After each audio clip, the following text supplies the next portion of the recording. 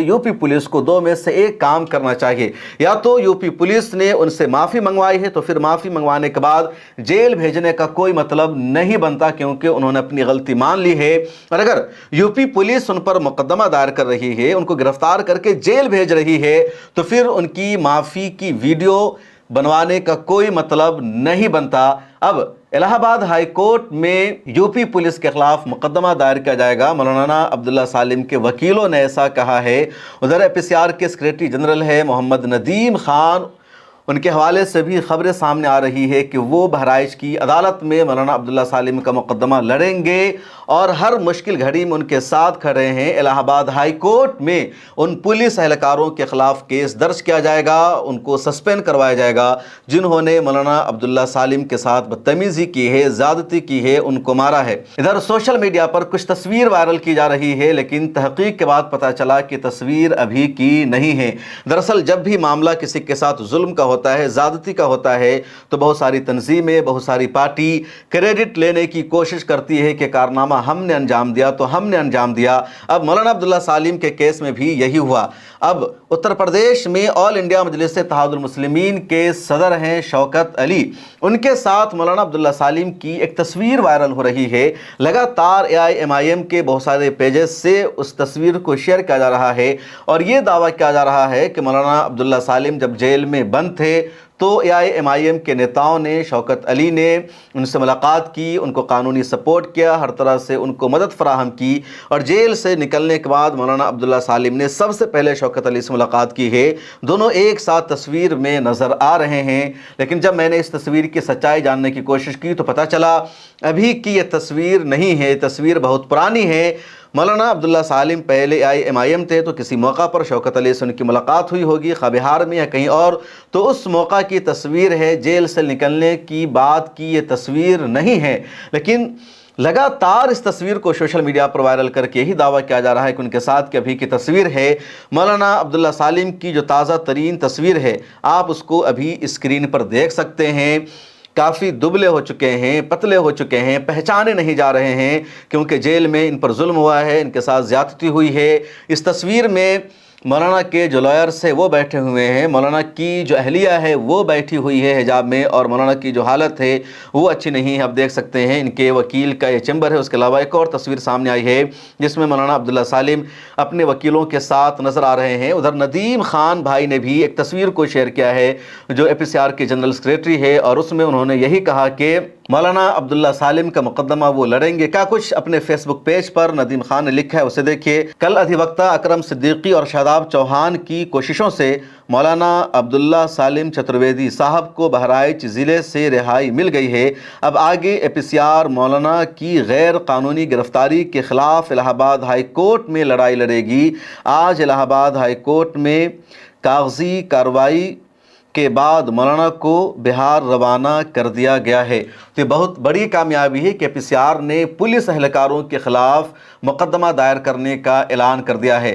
अब इस दौरान एक और कंट्रोवर्सी हुई, एक वीडियो वायरल हुई बिहार की, और उसके बाद उस वीडियो को डिलीट करना पड़ा। दरअसल एक दिन पहले का मामला है। बिहार में ऑल इंडिया मजलिस इत्तेहादुल मुस्लिमीन के सदर और MLA अख्तरुल ईमान साहब ने एक वीडियो जारी की अपने सोशल मीडिया अकाउंट से, और उस वीडियो को जारी करके उन्होंने कहा कि AIMIM की कोशिशों से मौलाना अब्दुल्ला सालिम की ज़मानत हो गई है, उनको रिहाई मिल गई है और जल्द अपने घर वो पहुंच जाएंगे। उसके कुछ देर बाद अख्तरुल ईमान साहब ने उस वीडियो को डिलीट कर दिया। अब क्यों अख्तरुल ईमान साहब ने उस वीडियो को डिलीट किया, उन्होंने वीडियो क्यों बनाई, कैसे बनाई, इस पर अलग अलग तबसरा हो रहा है।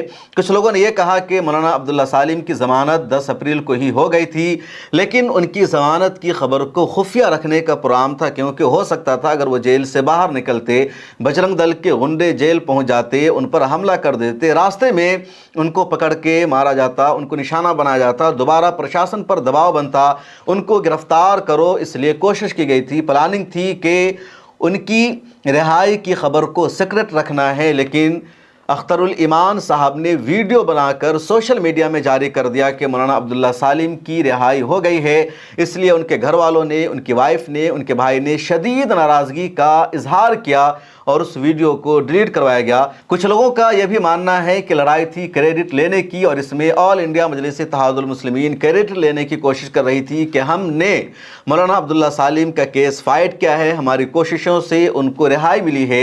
जबकि मौलाना अब्दुल्ला सालिम के जो घर वाले हैं, उनकी फैमिली के जो मेंबर हैं, वो AIMIM से इस पूरे मामले में शदीद इख्तलाफ रखते हैं और उन लोगों ने शदीद गुस्से का भी इजहार किया है।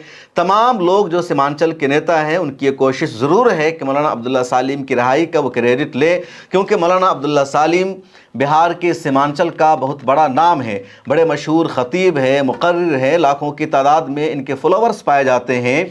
और इसीलिए जब मौलाना अब्दुल्ला सालिम को गिरफ़्तार किया गया, इनको जेल भेजा गया, तो खा उनके मुखालिफ हो या उनके मुआफ़िक़ हो, तमाम लोगों ने मौलाना अब्दुल्ला सालिम के लिए अपना स्टेटमेंट जारी किया, अपना बयान जारी किया, उनकी हिमायत का इजहार किया। ऐसे में AIMIM की लीडरशिप ने भी पूरी कोशिश की कि मैसेज जाए कि AIMIM मौलाना अब्दुल्ला सालिम के साथ है, उनको सपोर्ट कर रही है, लेकिन उनके घर वाले नहीं चाहते कि AIMIM क्रेडिट लेने की कोशिश करे।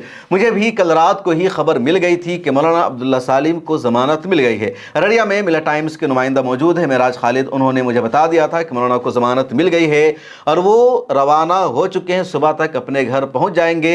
उन्होंने मुझे ये भी कहा कि घर वालों का मशवरा यह है कि अभी इस खबर को ब्रेक नहीं करना है, इसलिए मैंने भी इस खबर को ब्रेक नहीं किया। मैंने एक दिन बाद ये वीडियो आपको बनाकर बताई है कि ऐसा ऐसा हुआ है, वरना अगर मैं चाहता तो कल ही ये वीडियो रिलीज़ हो सकती थी। लेकिन मेरी भी कोशिश यही थी कि पहले मौलाना अब्दुल्ला सालिम घर पहुंच जाए। चुनांचे खबर यही थी कि 10 अप्रैल को शाम में उनको ज़मानत मिल गई। उसके बाद देर रात तक वो जेल से बाहर निकले। पूरी कार्रवाई हो जाने के बाद और वहाँ से अपनी गाड़ी से वो बिहार के लिए रवाना हो गए।